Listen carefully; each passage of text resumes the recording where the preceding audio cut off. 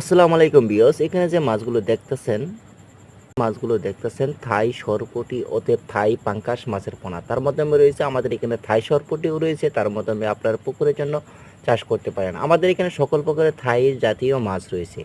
এই থাই পাঙ্কাশগুলো আপনারা 3 থেকে 4 মাসের ভিতরে বাজারজাত করতে পারবেন কম খরচের ভিতরে। তার জন্য রয়েছে পরিমাণ মতন খাবার দিয়ে যাবেন, অর্থাৎ সঠিকভাবে মাছগুলো সম্পূর্ণটা চাষের উপযোগী হিসেবে করে নিতে পারেন।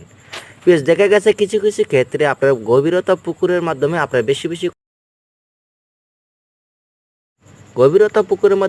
বেশি করে পাঙ্গাস মাছ চাষ করুন, অর্থাৎ পাঙ্গাস মাছের ফলনটা খুবই ভালো হবে। তার মাধ্যমে রয়েছে খাদ্যর পরিমাণ আপনারা কম করে পাঙ্গাস মাছের ক্ষেত্রে খাবারে আপনার খুব কম পরিমাণে যাবে। তার মাধ্যমে রয়েছে খাবার পরিবেশন করবেন 2 থেকে 3 বার, ওতে পানিটা রাখবেন 3 থেকে 4 ফিট, ওতে 5 ফিট। যত গভীরতা পানি থাকবে ততই পাঙ্গাস মাছের চাষের সফলতা থাকবে।